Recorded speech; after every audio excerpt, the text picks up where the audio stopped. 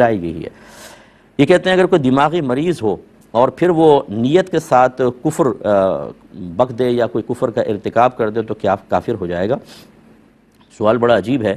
کہ اگر دماغی مریض ہے اور اتنا وہ یعنی پاگل مجنون ہو گیا پھر تو وہ نیت کا اہل ہی نہیں رہا، تو پھر کیسے وہ نیت سے کفر کرے گا؟ اس کا مطلب یہ ہوا کہ یہ کہنا یہ چاہتے ہیں کہ دماغی کوئی مرض ہے،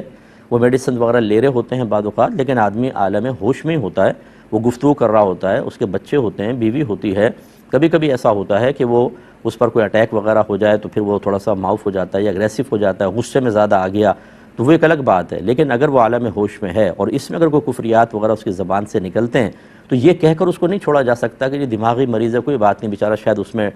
زبان سے نکال دے۔ ایسے تو ہر شخص دماغی مریض ہے، آج آپ یہ دیکھیں ہر شخص۔ مہنگائی نے خصوصاً ہمارے پاکستان میں تقریباً کو اتنا ڈپریسڈ کر دیا ہے کہ دماغی مریض سے بن گئے، چھوٹی چھوٹی